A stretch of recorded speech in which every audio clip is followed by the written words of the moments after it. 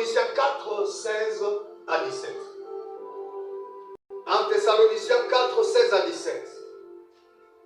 Ceux qui ont leur Bible, nous allons lire ensemble. 1 Thessaloniciens 4, 16, 17. Car le Seigneur lui-même a un signal donné à la voix d'un archange et au son de la trompette des dieux, descendra du ciel et les morts en Christ ressusciteront premièrement.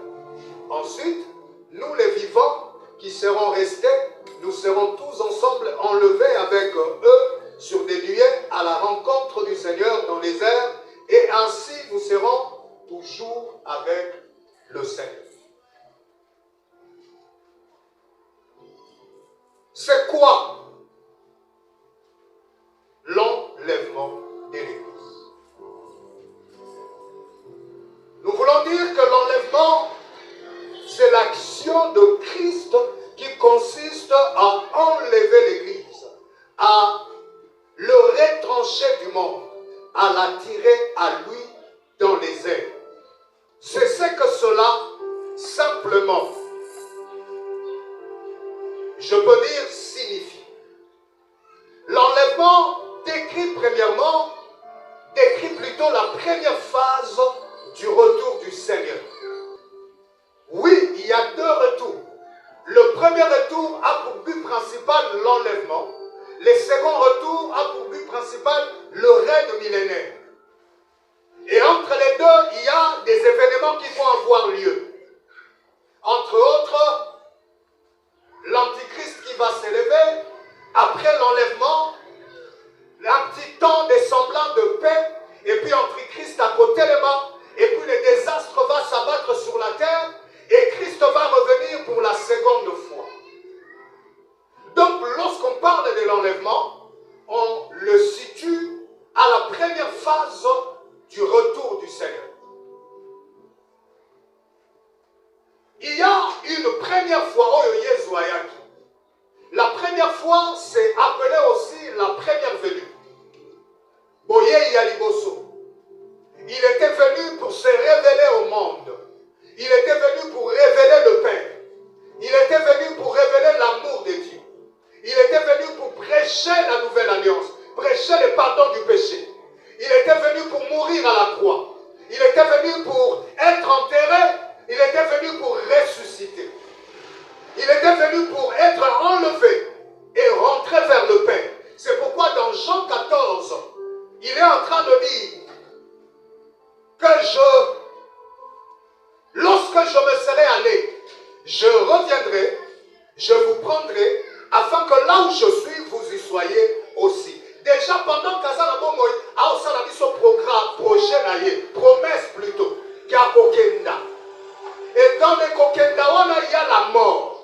Il parlait dans je veux m'en aller, il parlait de sa mort. Ils l'ont parlé comme d'un départ, d'un parti. Je partirai, je m'en serai allé. En fait, derrière cette phrase, il y a le processus de la mort. Nzela oeza koleka na liwa. Mais liwa wana ezali pona bolamu ya baye bazwami na mokili, baye bazwami na se akanda na nzambe. Moto na se na moi. Azali na se akanda na nzambe parce que il est dans la rébellion. Il vit séparé de Dieu. Il vit dans le péché. Nous avons les foot, il y a les soumou et zali du roi. Le salaire du péché, c'est la mort. Mais le don gratuit de Dieu, c'est la vie éternelle. Et Jésus a apporté les dons gratuits. La première venue de Jésus consistait à apporter les dons gratuits. Amener les hommes sur la terre à réaliser qu'il y a une autre option. Il n'y a pas que la condamnation, que la justice de Dieu exigeait aux pécheurs. Parce que la Bible dit dans Romains, le salaire du péché c'est quoi? C'est la mort. Mais le don gratuit de Dieu c'est la vie éternelle. Alors la venue de Christ nous a mené à réaliser qu'il n'y a pas que la mort comme punition. Mais l'amour de Dieu a été capable de payer, de mettre en place un dispositif qui permet à la justice de Dieu d'être satisfaite. Afin que le pécheur ne meure pas dans le péché, mais qu'il vive au travers du don gratuit. Et Christ a fait le travail accueilli. Azonge payatata. Mais il dit, Nakeme nakozonga. Il y a une promesse de revenir. Et il dit dans Jean 14 que lorsque je reviendrai, je vous prendrai. Et dans les je vous prendrai, il y a question de l'enlèvement. Il y a un sous-entendu. Et il nous annonce que dans son second retour,